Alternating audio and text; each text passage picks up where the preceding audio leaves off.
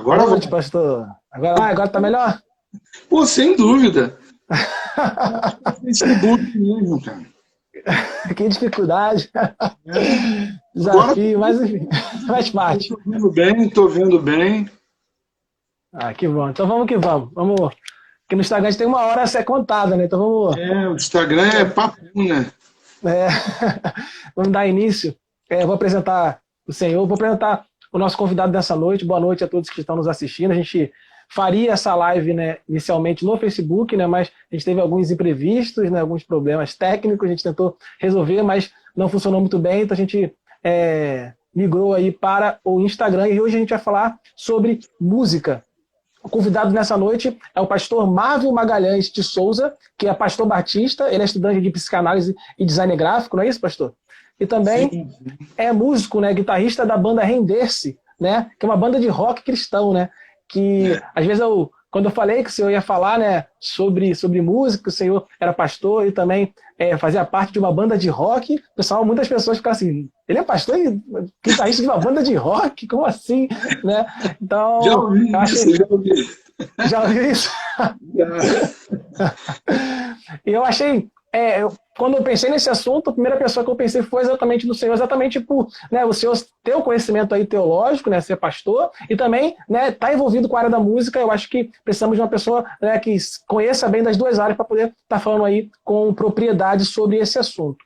Bom, pastor, quero agradecer muito aí pelo aceite aí do convite, tá? É motivo de muita felicidade para mim, né? E também, com certeza, é um motivo de muita felicidade para a Igreja Batista Central e Duque de Caxias de estar recebendo o Senhor para estar aqui conversando com a gente sobre música, né? O pessoal que acompanha sabe que a gente, né, tenta entrar aí realmente nas partes difíceis, que o pessoal tem dúvida realmente, né? Eu tenho certeza que o Senhor tem propriedade e vai realmente esclarecer as dúvidas do pessoal. E também o pessoal que quiser, fica à vontade aí para fazer os comentários aqui embaixo, que na medida do possível a gente vai estar tentando aí esclarecer as dúvidas, né? Lembrando também que essa live fica disponível tanto aqui no próprio Instagram quanto no YouTube da nossa igreja, Igreja Batista Central em Duque de Caxias. Se você não se inscreveu, se inscreva, não deixe de se inscrever, que lá a gente está sempre postando todo o conteúdo que tem sido trabalhado por nós nessa pandemia. Pastor, muito obrigado aí por a sua presença. Quer falar alguma coisa? Quer falar um pouco Boa sobre sua noite, banda, sobre Thiago. você? Eu que agradeço o convite.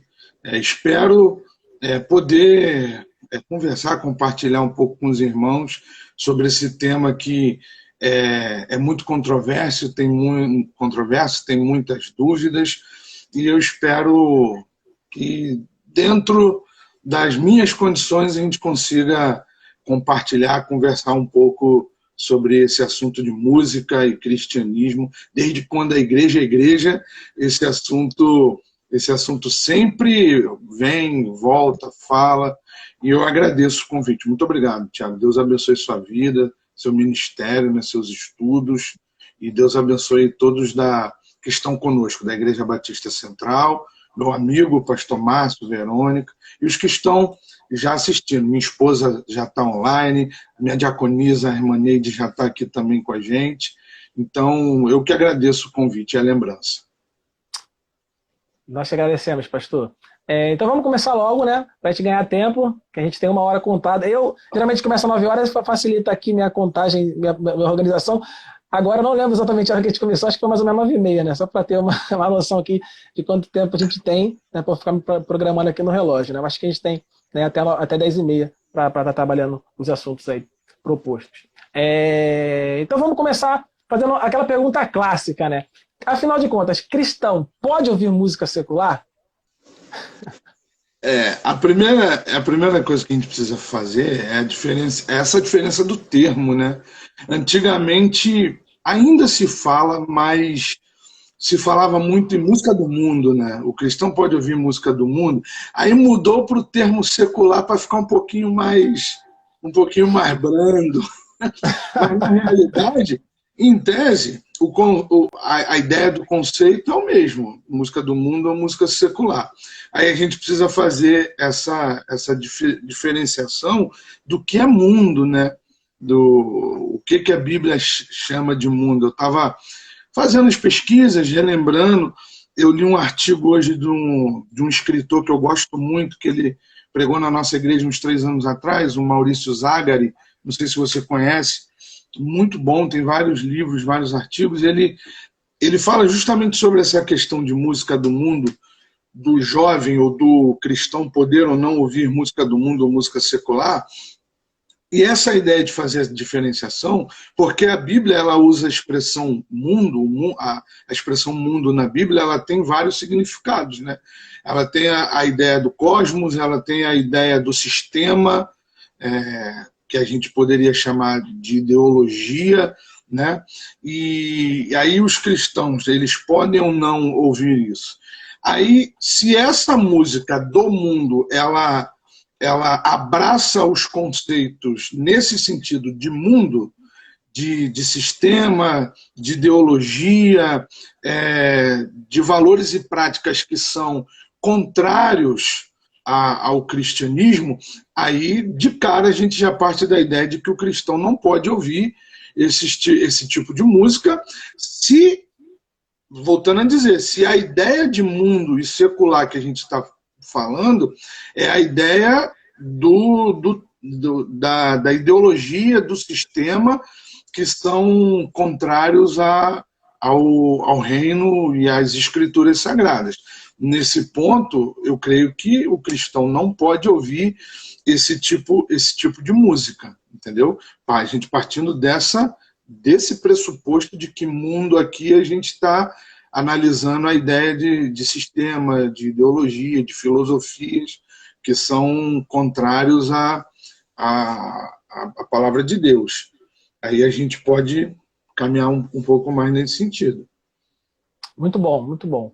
Né? Então vamos tentar definir, né, melhor o que seria esse termo secular e o que seria, né, música cristã. Né? Como que você acha que a gente pode definir, né, se a música é secular ou cristã? Né, pelo autor que a gente define se a música é secular ou cristã, né, o autor da música, quem toca ela, quem canta ela, ou pela letra. Ou seja, eu posso ter uma pessoa que não é cristã e fazer a música, né, que se encaixa na cosmovisão cristã, assim como, da mesma forma, eu posso ter autores que são cristãos, né, ou se dizem cristãos, né, mas fazem músicas que não se encaixam nas escrituras sagradas. Como que funciona essa definição? Como que a gente pode definir isso?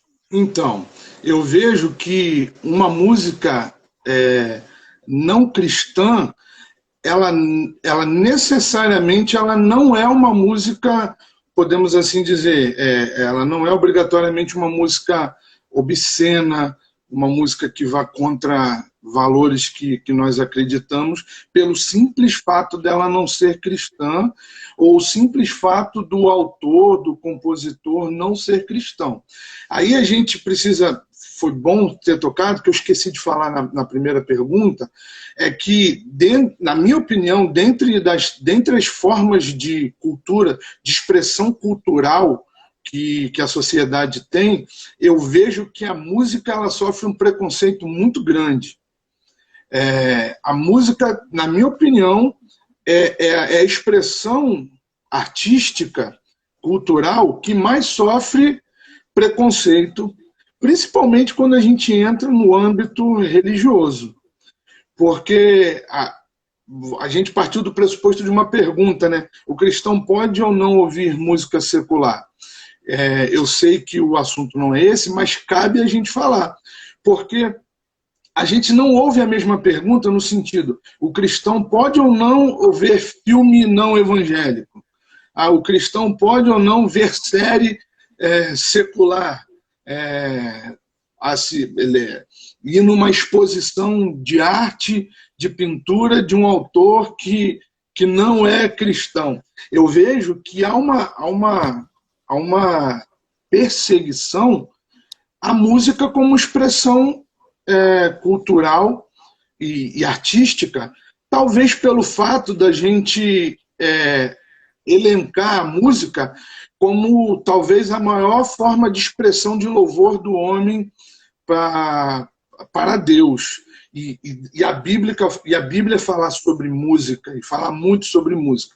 Talvez a gente tenha esse problema de pegar a música e colocar dentro dessa categoria, não, a música ela não pode, porque a música tem que ser cristã, e as outras expressões artísticas, nós não fazemos o mesmo questionamento como a gente faz para a música, entendeu? Então, eu vejo que uma música, que um autor, ele pode ser não cristão, mas ele pode cantar verdades bíblicas, ele pode cantar músicas que fale sobre o modo de vida cristão, mesmo ele não sendo cristão. Não necessariamente ela poderia ser classificada como música cristã, entendeu? Mas eu creio que muitos cantores, compositores ao longo da história e até hoje, eles cantam verdades que são bíblicas e que necessariamente não são rotuladas de música cristã, ou eles necessariamente serem cristãos. Mais para frente eu creio que a gente vai entrar no assunto, porque há muita dúvida na relação entre a música litúrgica e a música que a gente ouve no nosso cotidiano, entendeu? Não sei se essa resposta satisfaz, mas eu vejo por esse ponto de vista, entendeu? Muito bom, pastor, muito bom. A Marcela Santos fez um comentário aqui, obrigado pela participação, Marcela. Ela disse assim, tem música gospel que é mais vingativa e antibíblica do que música do mundo, né? Exato. De fato, a gente vê realmente esse tipo de coisa acontecendo. A gente vê, já estou pegando essa pergunta como gancho, né?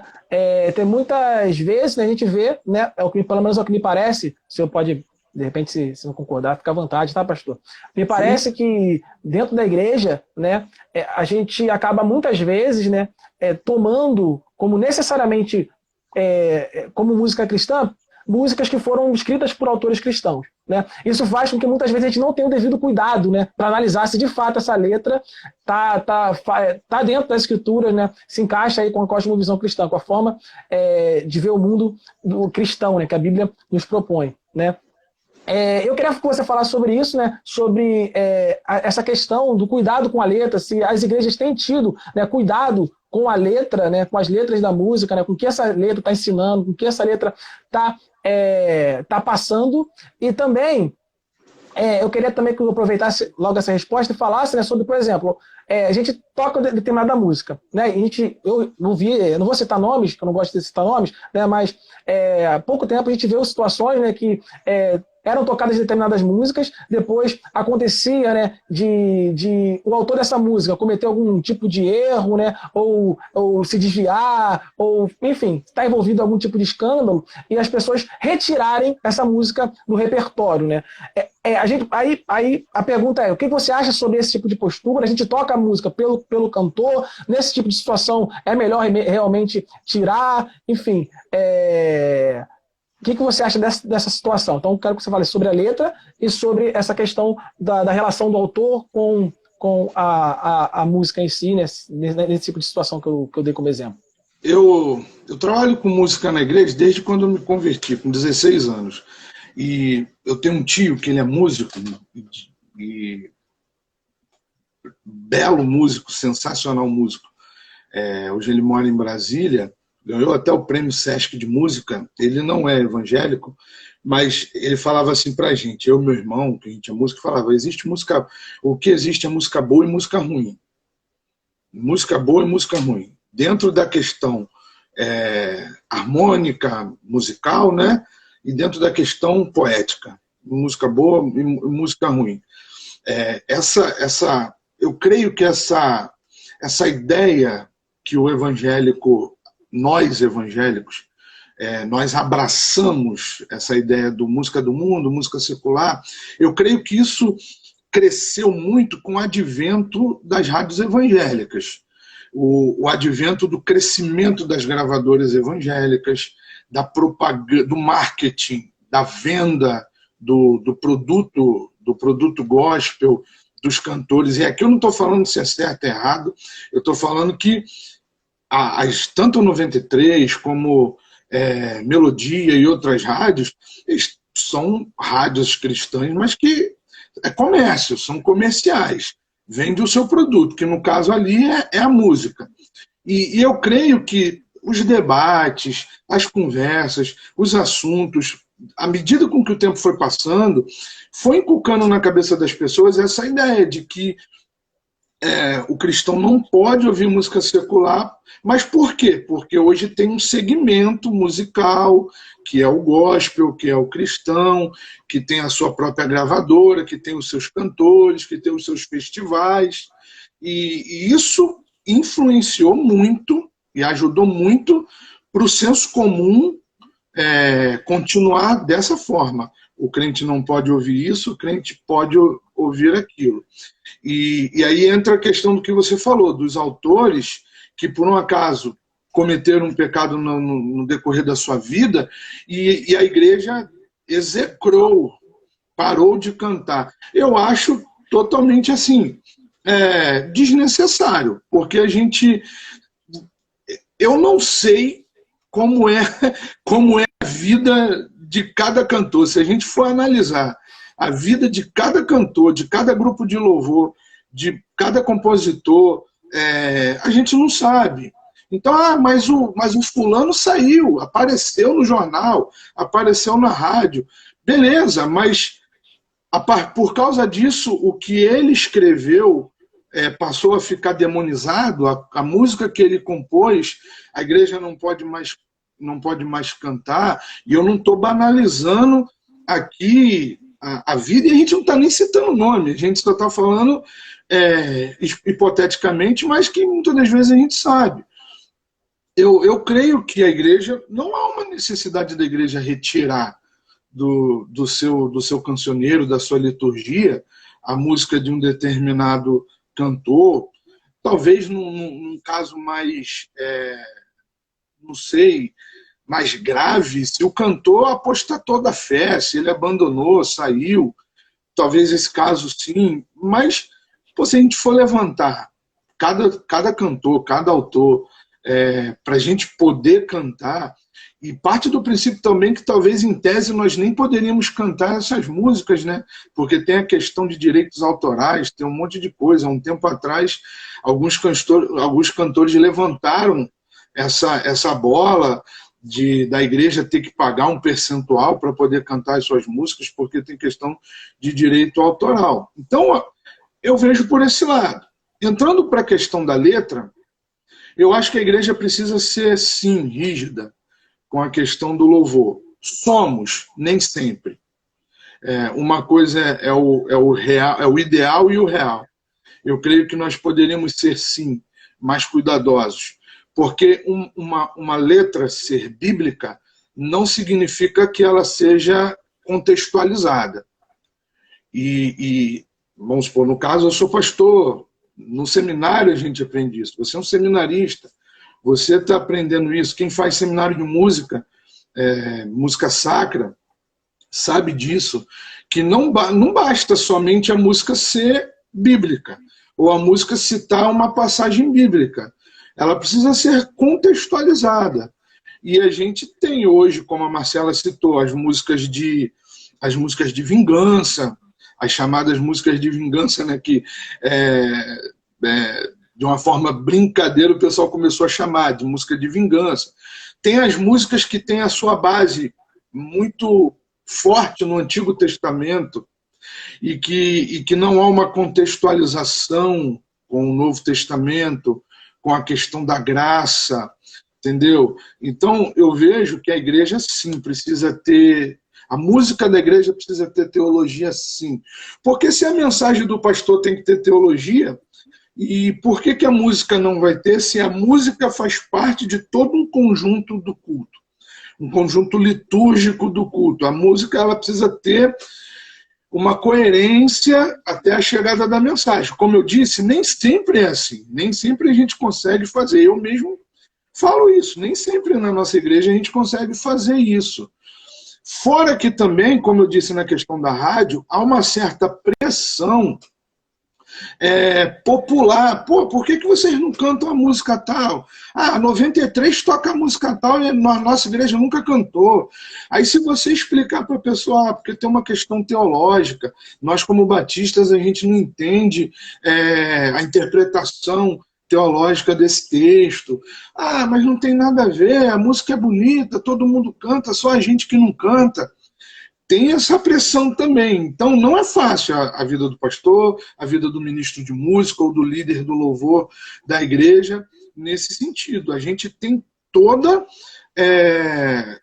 essa pressão que a gente vive hoje. E é uma pressão. Antigamente, os pastores diziam, o que o pastor pregava no púlpito, acabou. Era o que ele pregava e acabou. Há 30, 40 anos atrás. Porque não tinha internet, não tinha nada disso. As pessoas se baseavam muito na sua mensagem, na mensagem dele. Hoje não tem. Com o advento da internet, acabou. É lógico que o pastor continua sendo pastor daquela igreja, mas aquela ovelha, aquela pessoa, ela vai ouvir outros pastores, ela vai ouvir outras músicas, e que hoje não há essa firmeza teológica muito amarrada nas igrejas, principalmente nós de igrejas históricas, por conta disso. E aí por que a gente não canta isso? A gente podia cantar aquela música, mas a música, vamos supor, a música fala sobre dons espirituais, mas nós como batistas não entendemos da mesma forma que os nossos irmãos pentecostais entendem. E tem músicas que cantam verdadeiramente a teologia da denominação. Uhum. Então, fica complicado a gente cantar, porque você vai trazer uma certa confusão para a membresia. Um novo convertido, por exemplo, ele está participando lá da classe dos novos crentes, ele aprende de uma forma. Aí, na liturgia do culto, ele ouve cantando algo diferente do que ele está ouvindo no estudo. Então, eu acho que tem essa questão, entendeu? Um rapaz aqui, o David, parece que estou vendo o Juan Magalhães falando. Esse é meu irmão, David. O Juan é meu irmão. É sempre assim. É sempre assim. Entendeu, Tiago, mais ou menos isso? Entendi, muito bom, pastor. Ele, inclusive, também botou aqui, ó, acho que essa questão de música é mais cultural do que tudo. Na verdade, música é a música e pronto. Opinião aí do David. Obrigado mais uma vez, David, pela participação. Vamos prosseguir. Né? A outra pergunta é se música cristã é somente aquela que fala diretamente, né, acerca de Deus, cita Deus, né? Ou pode ser uma música que fala sobre a vida numa perspectiva cristã. Eu tenho acompanhado alguns artistas, né, e alguns ministérios, por exemplo, Labri, né, não sei se o senhor conhece, né, tem uma galera aí surgindo, Queiroga. Eu gosto muito de um cantor chamado Henrique Cerqueira, que é um cantor que ele é cristão, mas ele canta músicas de romance, né? E, por exemplo, o Queiroga também, o Marcos Almeida, ele tem músicas de teologia, mas também tem músicas que ele fala sobre a vida, né? Que é o cantor do Palavra Antiga, né? Enfim, então tem um ministério, o Labri, ele prega, né, muito que nós devemos influenciar a cultura através da arte também, né? Isso é um ministério também do cristão, né? Eu queria que o senhor falasse sobre isso. Será que a igreja não tem se atentado acerca disso? Tem limitado música cristã ou música bíblica, somente músicas que citam Deus ou que falam sobre Deus? A gente deveria trabalhar mais essa questão de influenciar a cultura como um todo através de músicas que falam acerca de todas as áreas, numa perspectiva cristã. Afinal de contas, a gente vê músicas que falam sobre sexualidade, né, no mundo, mas só que a Bíblia também fala sobre sexualidade, por exemplo, né? Será que não tem como a gente falar sobre o amor numa perspectiva bíblica, sobre a sexualidade numa perspectiva bíblica, sobre a vida como um todo numa perspectiva bíblica? Afinal de contas, a Bíblia fala sobre toda a vida, né? Os provérbios, os livros sapienciais, né, de sabedoria, né? A gente fala sobre questões da vida, né? E eu queria saber sobre isso. O que você acha? Será que a gente deveria somente nos atentar a músicas que falam sobre Deus de forma direta, que cita Deus, ou a gente deveria se atentar aí e produzir mais e trabalhar mais músicas que falam sobre a vida como um todo numa perspectiva cristã? Então, como você diz, eu sou guitarrista de uma banda de rock. Inclusive o pessoal da banda tá aqui. o Rickson, que é o baixista, o Wagner, que é o vocalista da banda. A nossa perspectiva como banda cristã é falar o evangelho na música. Então, as nossas músicas, elas nem sempre têm a palavra Deus escrita ali, mas todas elas são bíblicas, entendeu? Todas elas são bíblicas. E desses artistas que você citou, eu conheço o Marcos Almeida e o Queiroga eu não conhecia. Depois que você me citou ele, na nossa conversa anterior, eu procurei pesquisar, vi um clipe dele hoje, muito bom, por sinal. Se a gente partir do princípio da música na liturgia, eu acredito que ela precisa ser mais explícita o possível acerca de Deus, de quem Deus é, do plano de salvação, da adoração a Deus, a música usada na liturgia, porque, como eu respondi anteriormente, nós partimos do princípio que eu acredito que a música no culto, ela também é pregada. Ela também é uma pregação, melhor dizendo. Não que uma música, e a gente tem músicas assim, que não cite a palavra Cristo, que não cite a expressão Deus, ela não seja uma música cristã e não possa ser usada na liturgia. Mas eu tenho, assim, algumas limitações também. Eu acredito que na liturgia do culto, eu prefiro usar canções que sejam mais explícitas. É uma questão pessoal, questão como pastor. Mas nós já cantamos música na igreja do Palavra Antiga, da parte do Marcos Almeida, a parte explícita falava sobre Deus. Nós fizemos um congresso de jovens uma vez na igreja, alguns anos atrás, e que falava sobre casa, que eu sou casa, né? E a gente usou a música casa, o Palavra Antiga, como um tema. Não é aquela música congregacional, né, litúrgica, que o pessoal levanta a mão, canta, mas é uma música que expressa ali uma verdade bíblica de que Deus está arrumando a nossa vida como casa. Então, eu vejo assim, eu prefiro utilizar mais as músicas explícitas, que tem a mensagem do Evangelho mais explícita na liturgia. Mas eu creio também que a igreja, sim, nos últimos anos, nas últimas décadas, se limitou, ela, de alguma forma, ela se isolou partindo da prerrogativa de que eles são o mundo, nós somos a igreja. E sim, a igreja perde uma grande oportunidade de influenciar outras pessoas, influenciar a sociedade. Tem um festival que eu acho que você conhece, que é o Rock no Vale, em São Paulo, e que é um festival misturado, né, que tem artistas cristãos e tem artistas que não são cristãos. Mas a premissa é a mesma. O que essas letras cantam, o que se canta, o que se fala. Vai ter gente que vai concordar, vai ter gente que vai discordar, vai ter gente que vai achar que a igreja não tem que fazer isso, que o crente não pode participar dessas coisas, mas, em particular, esse festival, eles têm um propósito. E ali, durante todo o festival, nunca fui, mas eu acompanho nas redes sociais.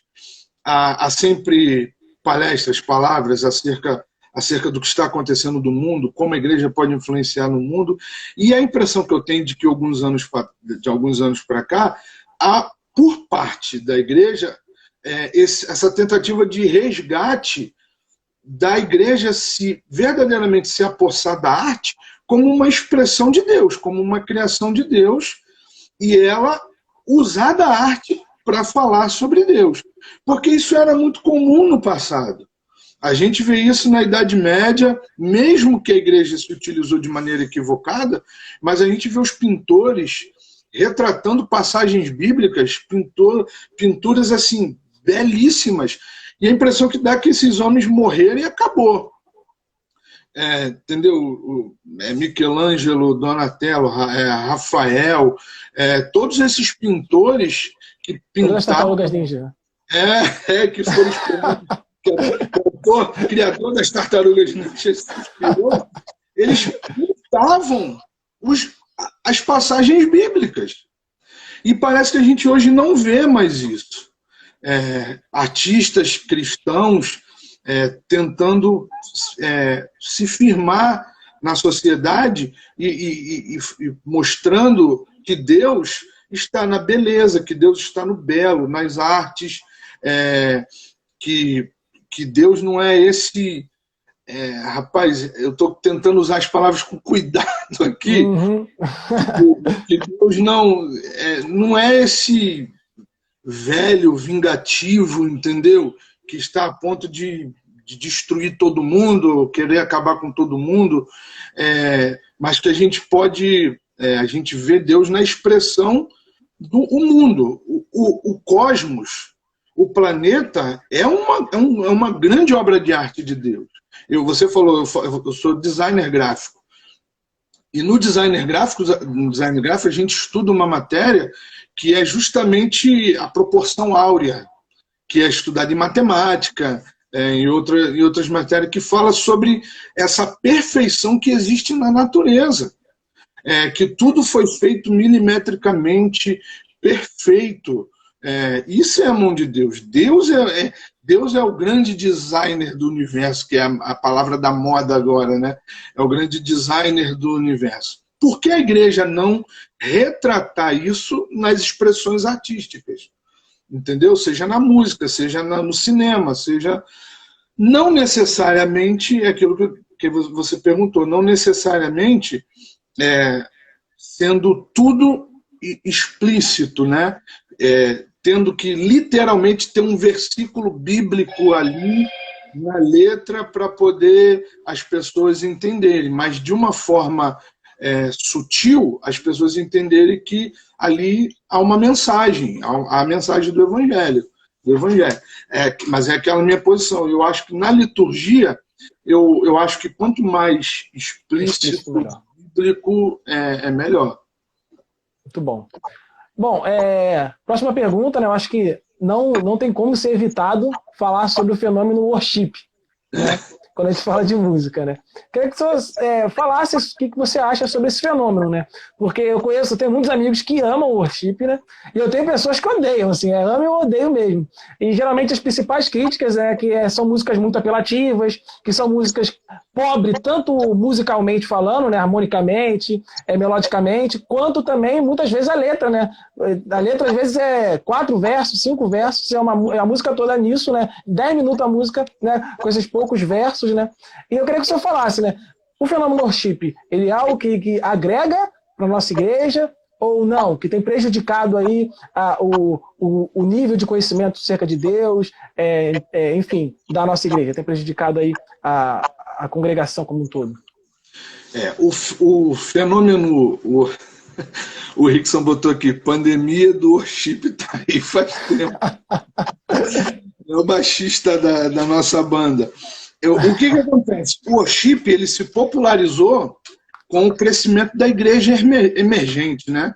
Com o fenômeno da igreja emergente nos Estados Unidos, mas eu acho que o maior representante é a Hillsong, a igreja Hillsong da Austrália. Mas eu vou ser sincero para você, eu gosto muito do Hillsong, cara. Se você parar para analisar as letras do Hillsong, não são letras de 4 versos, não. O Hillsong tem letras, assim, lindíssimas. Só que musicalmente, realmente, é uma música mais acessível, né? É uma música mais acessível pro músico da igreja que está crescendo.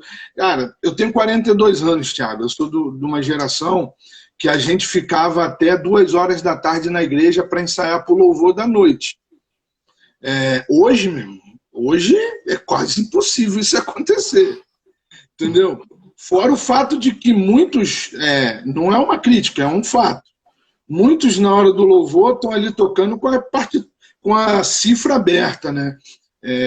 Porque hoje tem os aplicativos de música, de cifra.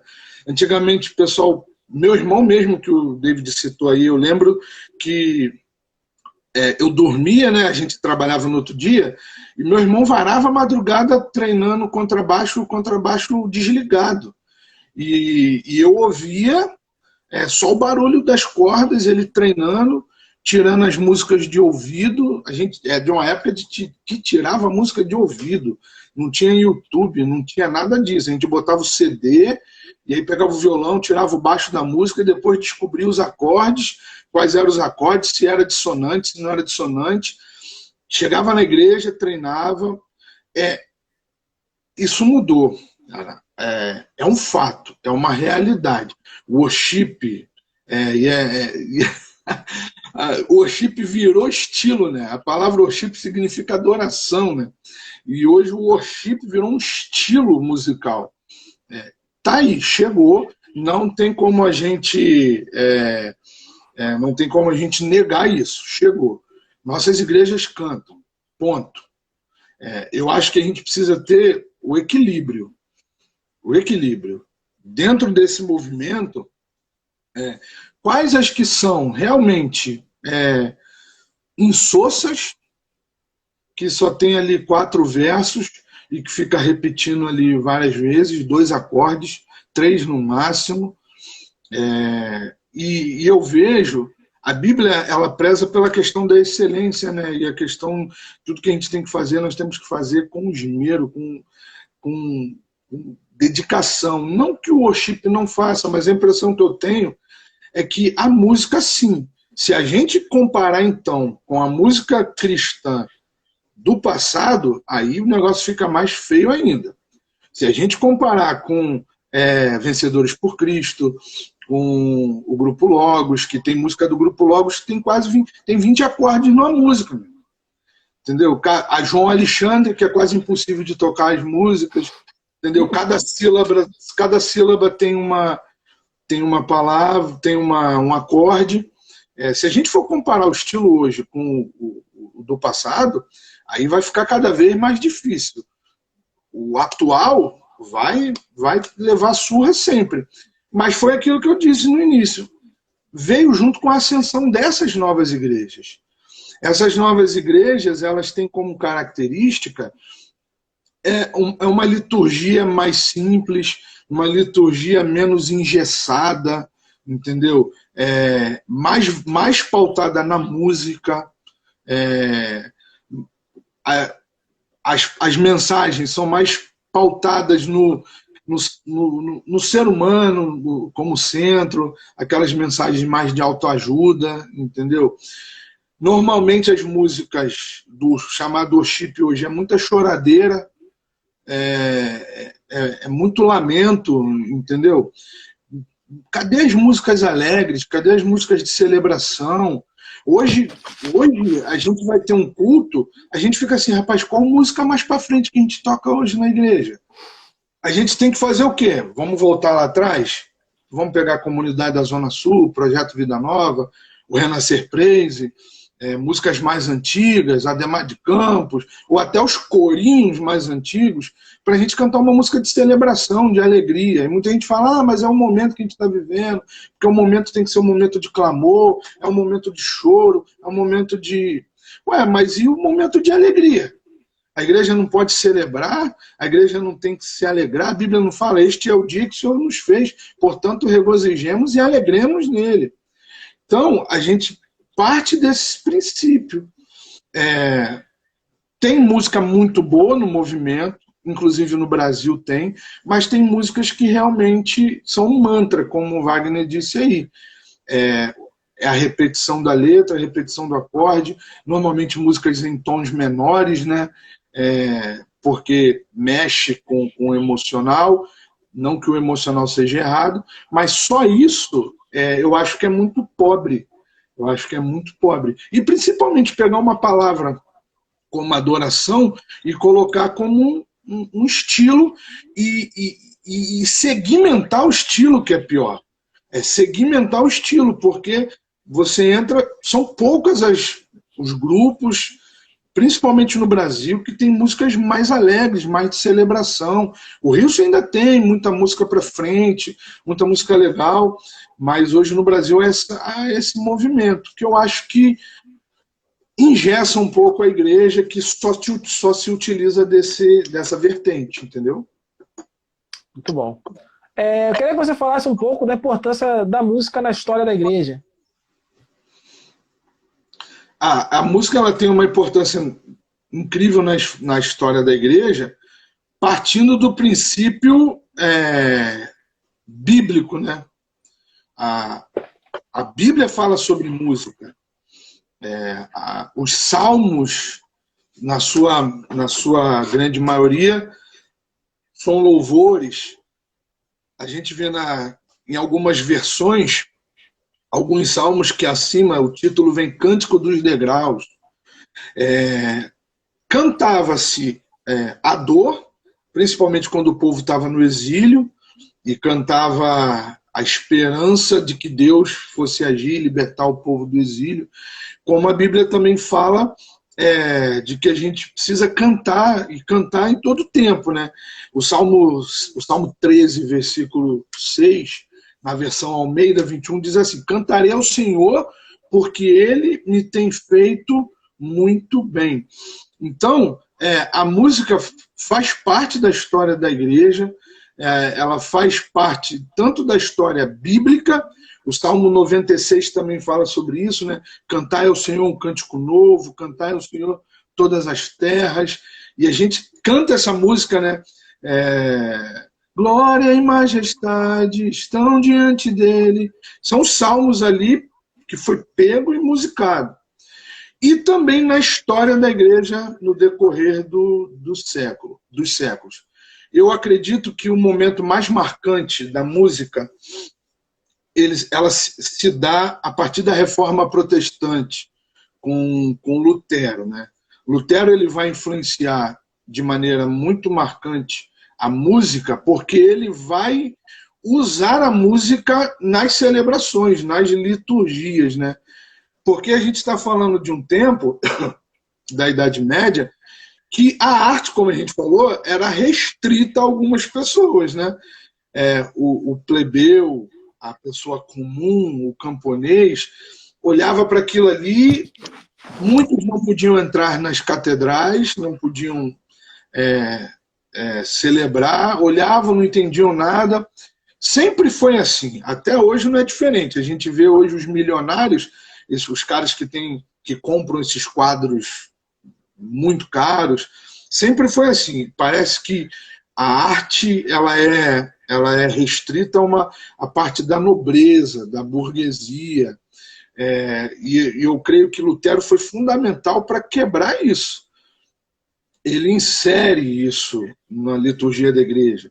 Ele escreve cânticos, Castelo Forte, e a gente quase não canta, né? O tempo está passando e a gente tem perdido essa oportunidade. Se pelo menos no dia da reforma, da igreja lembrar, cantar, ele foi fundamental, foi para iniciar esse movimento junto com a reforma protestante de não somente reformar a teologia, mas também inserir a música, a arte no contexto litúrgico da igreja. E ele fez isso. No decorrer do século, aí as igrejas, partindo das igrejas históricas, se utilizou disso durante muito tempo. Os cantos... A Igreja Católica também, a gente não pode negar a importância da Igreja Católica na questão musical, o próprio canto gregoriano. E isso depois, Lutero, a Igreja Católica mais à frente, ela traz isso, mas já na tradição protestante, Lutero foi fundamental nessa inclusão da música na vida, na liturgia da igreja. Há um livrinho, eu não lembro se é da editora Sinodal, que é uma editora luterana, é um livrinho bem fino que fala justamente desse momento, a importância, o valor que Lutero deu à música e ele inserindo no contexto da igreja. E aí depois, na própria Europa, a Europa, sem nos esquecer que grandes músicos eruditos eram cristãos. Não podemos nos esquecer. Beethoven, Bach, eu não lembro qual deles escreveu Jesus, a Alegria dos Homens, que tem incríveis peças, músicas clássicas de homens que eram cristãos. E se tocava nas missas, se tocava nos cultos, nas celebrações. Depois a igreja foi se apoderando disso, né? Se apossando da música como parte fundamental. Uma igreja sem música não é a mesma coisa, não é uma igreja, entendeu? A gente respeita. Tem as igrejas que ainda têm a sua forma mais tradicional de trabalhar, só com hinos. Eu fui uma vez na Catedral Presbiteriana, assisti um culto lá. Na época eu fui ver o Caio Fábio pregar. Isso tem tempo, tá? Ver o Caio Fábio. Rapaz, eu saí de lá assim, boquiaberto. Eu saí de lá impactado com a mensagem que ele brincou de pregar, e com a música. A igreja só tocou hino, só cantou hino, o órgão, hino. Mas, Tiago, a gente sentia a presença de Deus de uma maneira tão incrível ali. Eu não sei se a arquitetura da igreja também ajudava nisso, mas a contrição, nós chegamos mais cedo, porque a gente sabia que a igreja ia encher. Nós chegamos 7 horas, fui eu, meu primo e um amigo, pastor aqui de São João.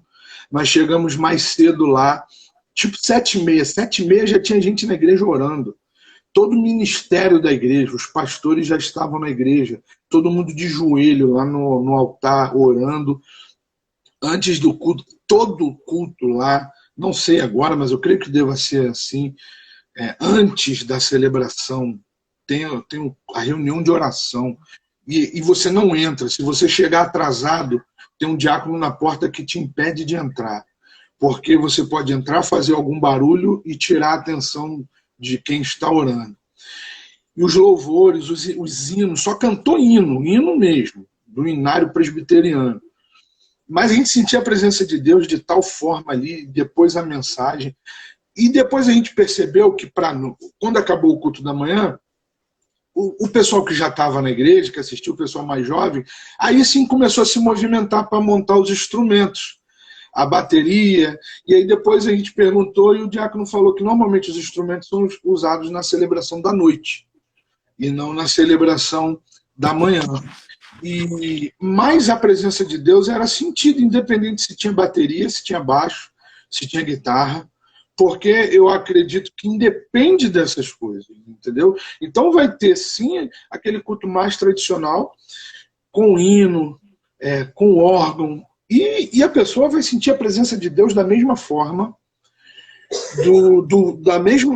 da celebração que tem uma equipe de louvor, que canta os cânticos mais atuais, porque se a gente classificar que Deus age aqui, Deus não age ali, a gente vai estar cometendo uma heresia muito grande. Então, eu acho que cabe tudo, você pode usar tudo.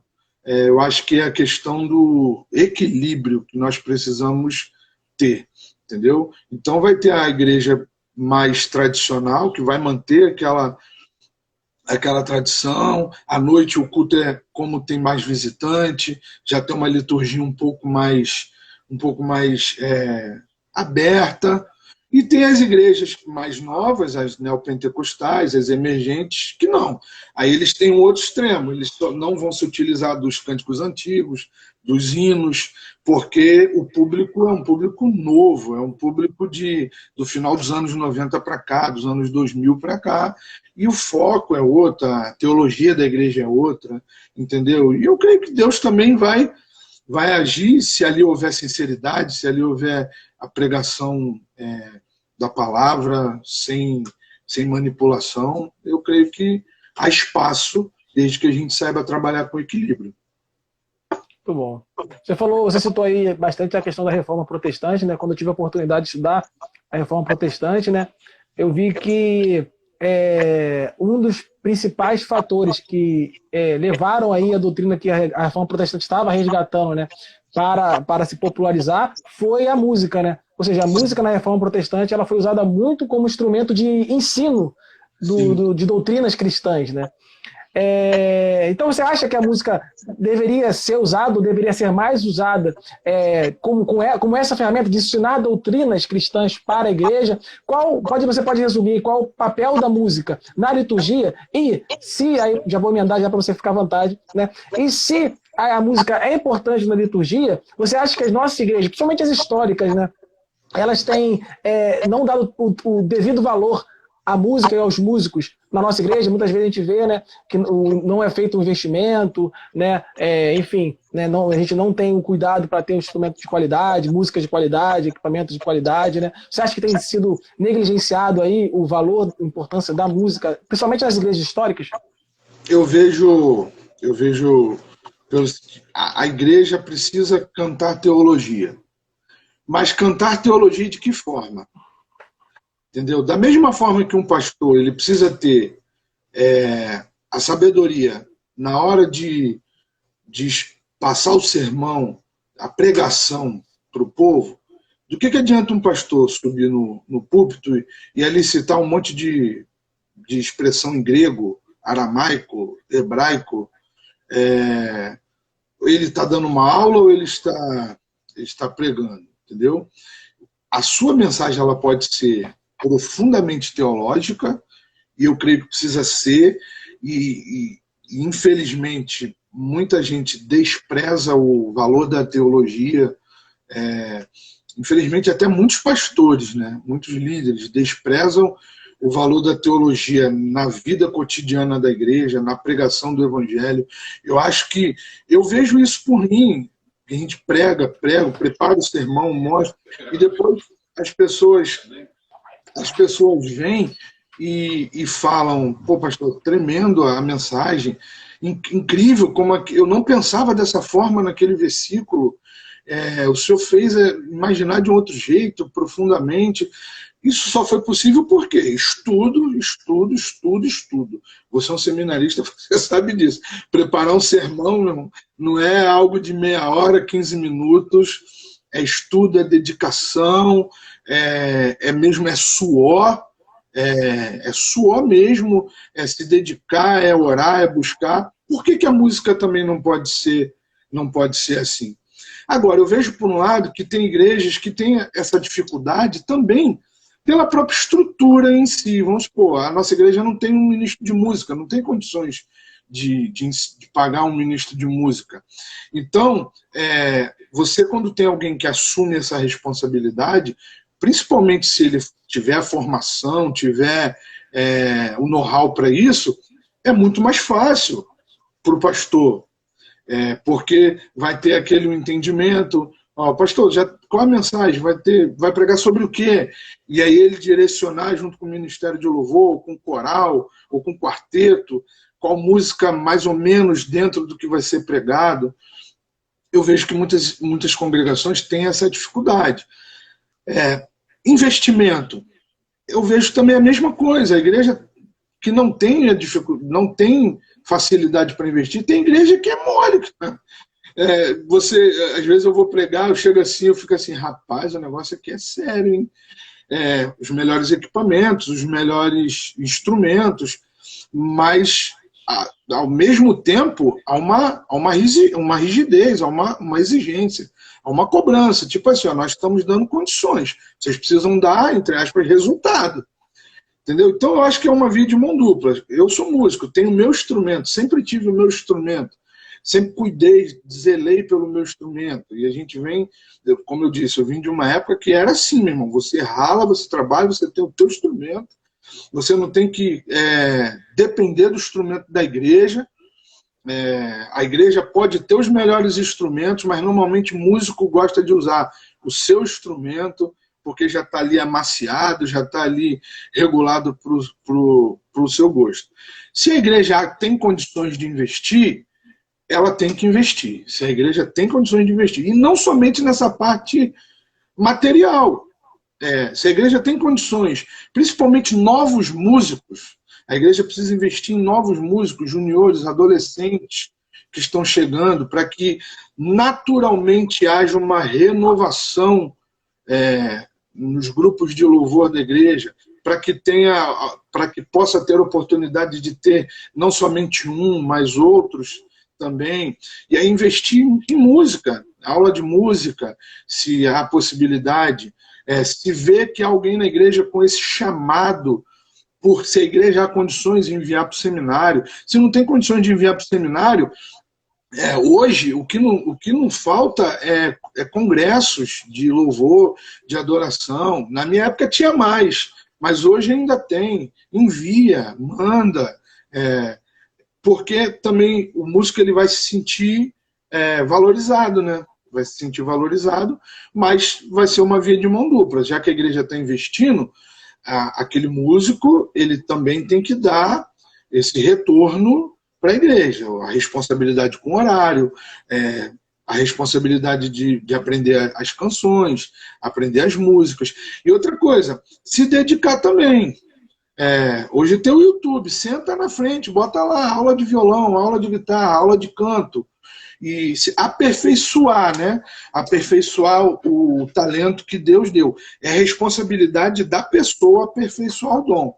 Se a igreja há condições de fazer, que ela faça. No início dos anos 2000, começou essa coisa na igreja, né? Porque a igreja tal paga os músicos. Porque a igreja Y paga os músicos e a nossa igreja não paga, não sei o quê. A igreja não valoriza. Nós, de igreja tradicional, a gente ainda vê que isso é uma dificuldade. Eu não conheço todas as igrejas batistas, nem presbiterianas, mas eu creio que a maioria delas ainda trabalha a questão voluntariada. É a questão do voluntário. É tipo assim, poxa, Deus me deu esse talento, eu vou usá-lo para Deus. A igreja não paga, não sustenta em relação a salário, mas se a igreja pode investir, levar para um congresso, levar para um congresso de adoração, levar para um congresso de música, e o próprio músico fazer a sua parte também, de mostrar interesse, eu acho que pode ser feito, caminhado, mas normalmente algumas igrejas neopentecostais fazem essa questão do pagar. Mas também é aquilo, meu irmão, exige. Você é um funcionário da igreja, você tem que estar lá a tal hora, não pode faltar, você não tem liberdade, hoje eu não vou para o culto. Não tem essa, porque você tem um compromisso, porque a igreja te sustenta para você fazer aquele trabalho. Se é certo ou errado é outra coisa. Isso aí vale de cada igreja. E a relação que a igreja tem com essas pessoas, essa via de mão dupla. Muito bom. Estamos chegando ao fim do nosso bate-papo. A hora já está avançada. Quero mais uma vez agradecer, pastor. A gente poderia discorrer sobre muitos outros assuntos. Muitos outros assuntos, né? Mas daí, quem sabe a gente não faz uma parte 2 aí, em outro momento. Estou à disposição. Então, quero agradecer meu nome, em nome da Igreja Batista Central em Duque de Caxias. Foi muito bom, foi uma bênção aí ter o senhor conosco, tá? Vou só fazer uma divulgação aqui rapidinho das atividades da Igreja Batista e no final eu vou dar a oportunidade para o senhor estar fazendo uma oração final, pode ser? Tá bom. Pessoal, acompanhe as atividades da Igreja Batista Central em Duque de Caxias. Amanhã teremos nosso Café com Fé, né? Às 4 horas eu vou estar dirigindo. Vou estar trazendo uma exposição em Salmo de número 3, tá bom? Fique lá, acompanhe. Vai ser uma breve reflexão, vai ter uns 20, 25 minutos, né? Vai ter cânticos, enfim, vai ser muito bom. Você vai poder participar com seus comentários, fazer seu pedido de oração, vamos estar orando. Todos os dias estamos com esse Café com Fé às 4 horas da tarde, tá? Quarta-feira, 7h30 da noite e domingo, 7h30 da noite, temos o nosso culto coletivo. Não vai ter para oração, faltam 25 segundos aqui. Sexta-feira tem a live com o pastor Márcio. Tá? Fique ligado nas atividades, né? Se inscreva no canal do YouTube, Igreja Batista Central em Duque de Caxias, que a gente também está disponibilizando. Essa live, inclusive, vai estar disponibilizada lá e também no Instagram aqui. Mais uma vez, obrigado a todos vocês e até a próxima, pessoal. Vai sair daqui a 4 segundos. Valeu. Tchau, gente. Tchau.